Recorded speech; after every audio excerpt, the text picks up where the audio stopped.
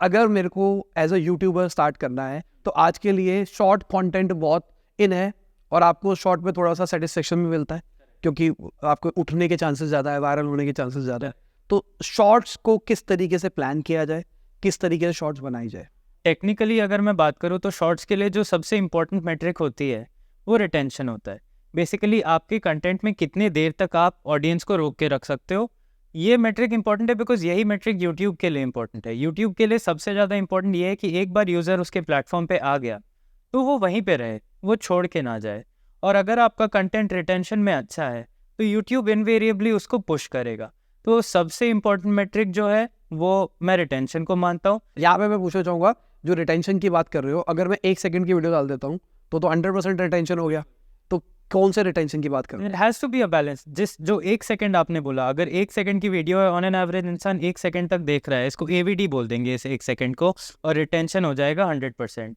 एक बैलेंस होना चाहिए। यूट्यूब भी बेवकूफ़ नहीं है, सालों लगा दिए एक प्लेटफॉर्म बनाने में, एक एल्गोरिदम बनाने में, अच्छे क्रिएटर्स को आगे बढ़ाने में, इनकंसिस्टेंट क्रिएटर्स को पीछे करने में। तो यूट्यूब समझता है इस चीज़ को।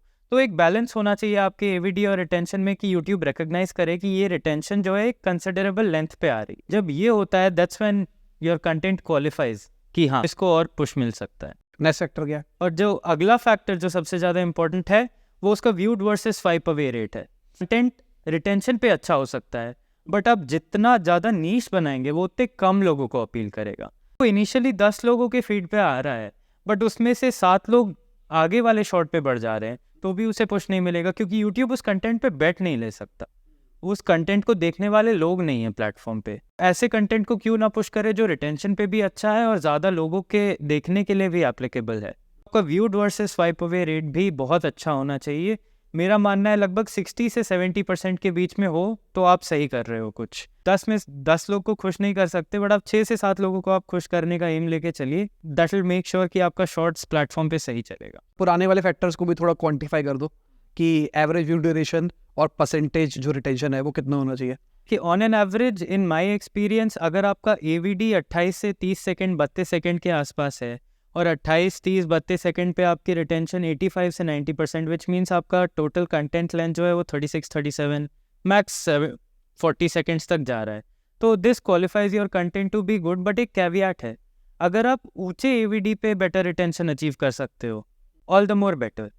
वो चीज़ मैं क्यों नहीं रेकमेंड कर रहा हूँ बिकॉज वो अचीव करना डिफिकल्ट है। अगर आपको 50 सेकंड का एवीडी मिल गया 60 सेकंड के कंटेंट पे, रिटेंशन तो इसमें भी बहुत ज़्यादा अच्छा है, लगभग 80% के ऊपर है रिटेंशन इस पे, बहुत अच्छी बात है। बट कंसिस्टेंटली आप ये अचीव करना रियलिस्टिक नहीं है। 1 मिनट की वीडियो अगर आप डाल रहे हो और आप 50 सेकंड तक होल्ड कर सकते हो ऑडियंस को तो आप टॉप 1% शॉर्ट्स क्रिएटर, और वहाँ तक पहुँचना बहुत मुश्किल है। इन विच केस आप लेंथ थोड़ा छोटा कर लीजिए। आप एवीडी को 30 to 34 सेकेंड्स का एम करिए, टोटल लेंथ 40 के नीचे रखिए। That will ensure that you have a better chance to get a higher retention. आप मोर कंसिस्टेंटली उस चीज़ को अचीव कर सकते हैं। हमने मेट्रिक्स की बात कर ली बट यूट्यूब के लिए कंसिस्टेंसी बहुत ज़्यादा इंपॉर्टेंट है। एग्जाम्पल देता हूँ, एक एनालॉजी यूज़ कर लेते हैं।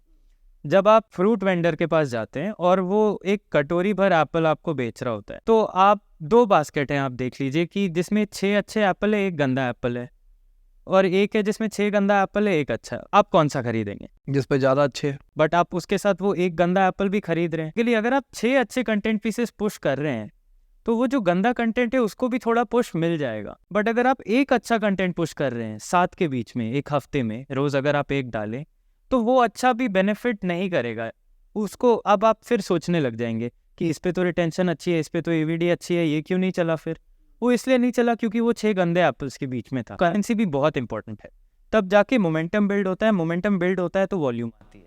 कंसिस्टेंसी से क्वेश्चन निकल के आता है फ्रीक्वेंसी का। इतनी फ्रीक्वेंसी रखे, मतलब वॉल्यूम गेम अगर आप खेल सकते हैं तो बहुत अच्छी बात है। अगर आपको एक मिनिमम फ्रीक्वेंसी लेके चलनी है जिससे आप एक कंसिडरेबल ऑडियंस तक पहुंच सकते हैं, आपको एक हफ्ते में 7 या एक दिन में 1 शॉट तो डालने पड़ेंगे। ये जो मैंने अंकुर के चैनल का एग्जांपल दिया आपको, जिसमें हमने 90 दिनों में 90 मिलियन से ज़्यादा व्यूज़ किए हैं, इसमें से डेली कंट्रीब्यूशन लगभग शॉर्ट्स का 6.5 लाख से 7 लाख का होता है, लाख में से 1 मिलियन व्यूज़ में, और हम एक दिन में 1 शॉट से ज़्यादा हमने कभी नहीं डाला है। तो इस फ्रीक्वेंसी पे ये स्केल अचीव करना पॉसिबल है। अगर आप इस पे डबल डाउन कर सकते हैं, ट्रिपल डाउन कर सकते हैं, बहुत अच्छी बात है। बट श्योर कि आप जितना ज़्यादा कंटेंट बढ़ाएंगे, 7 में से 5 कंटेंट पीसेस में रिटेंशन अचीव करना इज ईजियर दैन 14 में से 10। सो मल्टीप्लाई होता रहेगा, तो आपको कंसिस्टेंसी भी लीनियरली मेंटेन करनी होगी, जो डिफ़िकल्ट होता जाएगा। तो आप उसी पेस पे मेंटेन करें जिस पे आपको लगे कि आप कर सकते हैं, क्योंकि एक बार आपने कंसिस्टेंसी दे दी प्लेटफॉर्म को, उसको आदत हो जाती है। आप कंसिस्टेंसी से हटेंगे, आप वापस आएंगे करने, कंटेंट पुश नहीं होगा, फिर आप सोचेंगे ऐसा क्यों हो रहा है। आप कमिट कर दीजिए कि मैं हफ्ते में 60 डालूंगा, मतलब डालूंगा। एक बार मैंने शुरू कर दी तो मैं नहीं करूँगा, भले आप चाहे आज मत शुरू करिए अपना कंटेंट क्रिएशन जर्नी, कल मत शुरू करिए, 1 महीने बाद करिए, बट तब करिए जब आपके पास रोज़ कंटेंट डालने के लिए हो, या ऐसा फ्रेमवर्क अपने लिए जस्टिफाई कर पाए कि हाँ, मैं इस स्पीड पे अगर काम करूँगा तो मेरा चैनल इनवेरिएबली इन्फिनिटली लॉन्ग हर दिन एक कंटेंट पीस देख पाए।